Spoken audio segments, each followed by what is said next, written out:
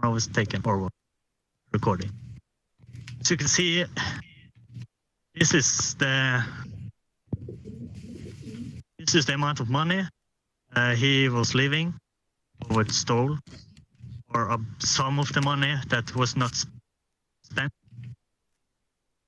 As it's taken, you can see the money is in the picture, him and the girlfriend leaving the crime scene. Mr. Sprett, just before we carry on, Mr. Sprett, I'm thinking of a number between 1 and 10. What number am I thinking of? Objection. Abstained. Mr. Sprett, between 1 and 10, what number am I thinking of? 5. 5, very well. Your objection, Mr. Wolf? My client is not currently in a relationship. They are single. Right, okay. I'm just going to do what pro-students do, and I'm just going to check this very closely with my amazing sensors. Right, having checked this image over clearly, having resolutioned it in the way the CSI guys do, because we all know that's incredibly real, I can confirm that this is a photograph of Mr. Dream leaving the factory building with a woman with the necklace literally saying the words girlfriend round it and a large amount of money, which also appears to be the money shown in the image here. Mr. Sprett got the number bang on as 5. So this is exactly what Mr. Sprett says it is. Carry on, Mr. Sprett. If you will put on number C. Evidence. When he got home, he wrote down in this accounting book that where he normally write down his income. He wrote down that he had earned $10,000 that one day in cash. To put on the next evidence. Well, I spoke to Dream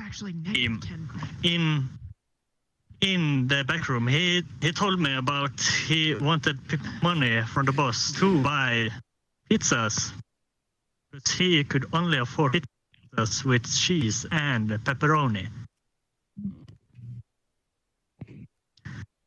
The only reason he wanted to steal money from the boss was to upgrade his pizzas.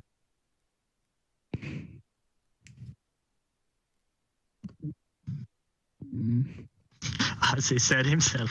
Okay, that's it. Okay. Thank you for your case, then, Mr. Sprett. Well presented and very interesting there. I've rather enjoyed listening to that one. Thank you, Mr. Sprett. So, we've heard the case from the prosecution, so now I'm going to lend the floor to the defence to make their full and frank case as they see fit. Mr. Sprett, you may object as you see fit following the objection rules. Mr. Wolf, if you be kind to speak and stand in the circle of communications and not call me ma'am, then you might get bonus points over Sprett. Favoritism. The floor belongs to you. For God's sake, don't try and sell it on Amazon. Benzos is going to space. He doesn't need our bloody floor. That's a damn good floor, too. All right. Can you turn on evidence number 1, please? Evidence number 1.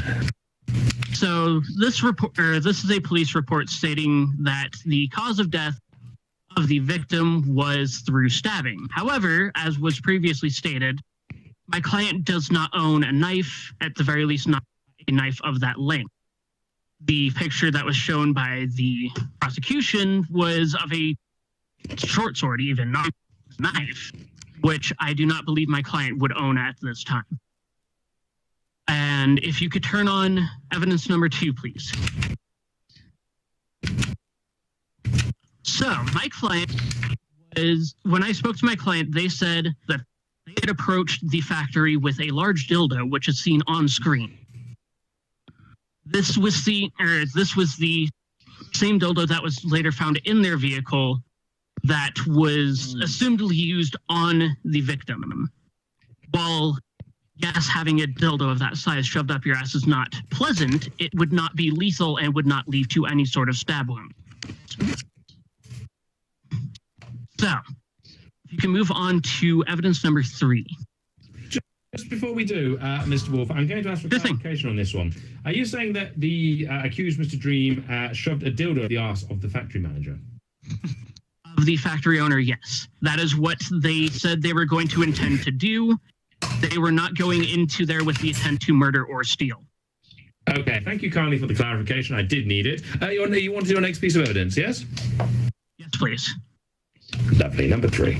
This is the hotel key card and a visitor list saying that the night of the incident, they had gone to a hotel paying with that credit card to just stay there for the night. They could not make it back home in time.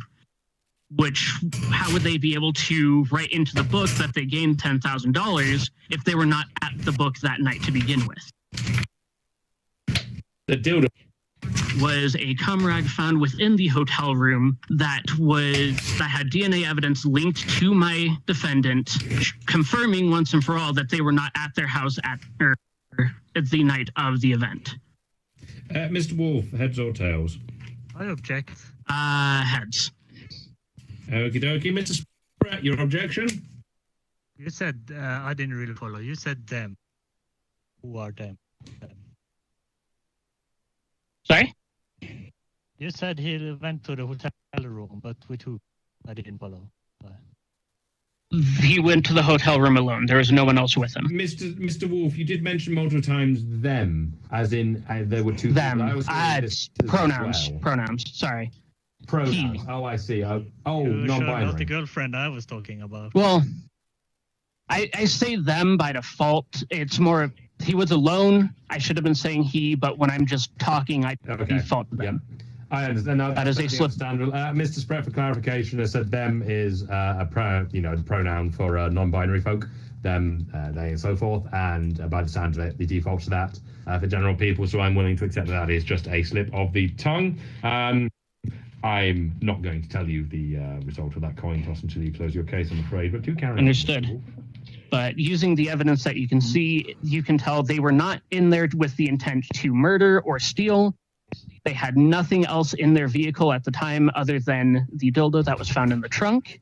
And they just went back to the hotel and then went back to their house the next night.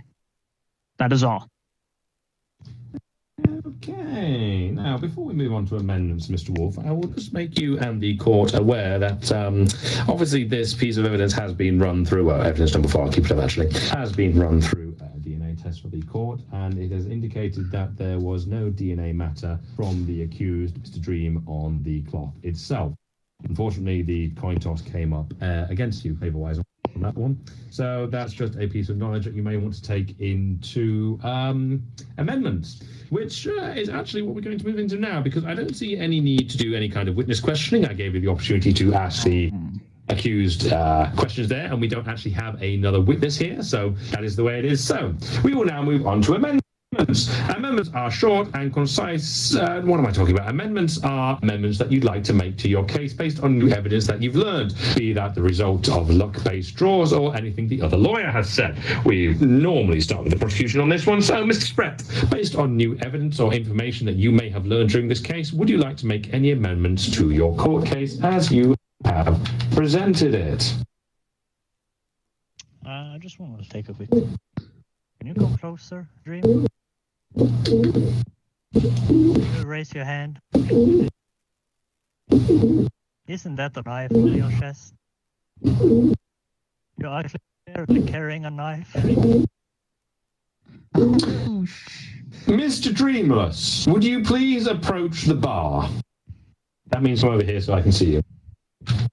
Over here? Yeah, I need to.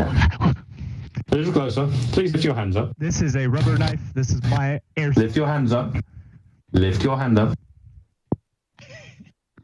Mr. Spratt does indeed have a point that you are carrying a knife in the courtroom. Thank you for that, Mr. Dreamy. I return to your lawyer. Mr. Wolf, I suggest that you disarm your client. Thank you for pointing that out, Mr. Spratt. I'm going to assume that we can put that under an amendment, and as there is physical proof, the court will accept that amendment. Would you like to make any other amendments to your court case, Mr. Spratt? No, I'm good. Very good. Mr. Wolf. What do you have it on you? Yes. Would you like a few minutes to freak out your client before we continue? You're welcome to. Yes, please. Motherfucker, this is my airsoft outfit! You're in the middle of the fucking courtroom. He told me to wear this outfit!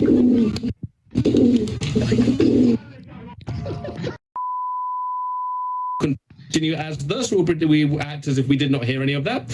Please state your First Amendment, Mr. Wolf.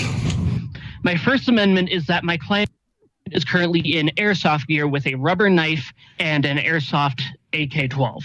They were going to be going to a airsoft game later this day and decided they didn't want to go through all the process of changing after the fact. Mr. Spratt, what are your thoughts on this amendment? It's awfully. Hold on. Can you take out your gun and fire in the roof to the roof? I do not have that ability at the current time. The current time. I'm pretty sure I saw you carry the gun. Or I'm pretty sure I saw that as well. I think he has no choice.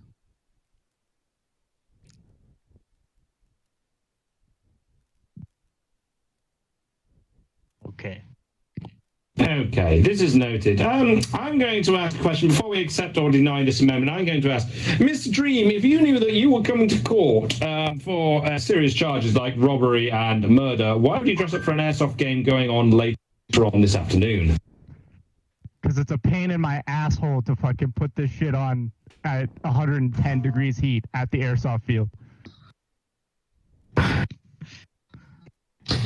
I'm afraid, Mr. Wolf, that I'm going to deny the large majority of your amendment outside of the fact that they're in airsoft gear. However, gun, you just pulled it out. Christ's sake. I reject your entire amendment, Mr. Wolf. I reject your entire amendment, Mr. Wolf. Can I have your second amendment, please? Yes, the rag that was on evidence 4 was a rag that was left behind by a previous client of that hotel that was not cleaned up by the hotel staff that my client then used after the fact. There could have been multiple pieces of DNA on there, and we might as well just throw it out. Okay. Although having worked in a hotel, I can definitely tell you that, yeah, that shit does happen. It would be difficult to differentiate between different DNA, but it is possible. We didn't find any DNA on there, so we will throw it out in its entirety. So we shall act as if evidence number 4 never existed. Any other amendments you'd like to make, Mr. Wolf? Nope, that is everything. Very well. Thank you for your amendments there, lawyers. I think that's the most amendments we had in the case, and some thoroughly enjoyable ones there. So, good case so far. We're on to the last bit of court, and this is the closing statements. Closing statements, much like opening statements, are short and concise statements where you're summing up the entirety of your case to me, because I'm the judge, jury, and executioner in this case. You have 2 minutes to make your closing statement, no more, but much less if you so desire. I'm going to open the floor, as I have done throughout pretty much the entire court, to Mr. Spratt to present his closing statement to the court first. So, Mr. Spratt, if you'd be kind enough to stand in the circle of communication for the last time and talk to me, yeah, cool, go for it. Mr. Dream here killed his boss with a knife, even though he says he's never owned a knife, even though he's carrying a knife on him. He used the money to upgrade his pizzas, basically. We have his pictures on camera. We have more evidence than we need. The airsoft thing is just a scheme. If he decided to shoot his gun, we will clearly see bullets hole in the wall, as I've seen before. Did you say bullet holes? Calm. Will you prove me wrong? Sure.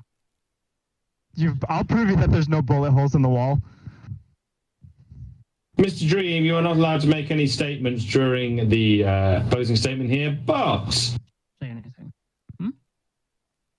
Mr. Spratt did ask you earlier on if you could please fire into the ceiling. You said you couldn't handle your gun. I've seen you handle it 3 times in that point in hand. So, can you fire your weapon into the ceiling, please? It's a good job we were rejected. Gun to me. No, it really didn't. Please don't pull your fire out again. Thank you, Mr. Spratt. I think your point is being comprehensively made in your closing statement.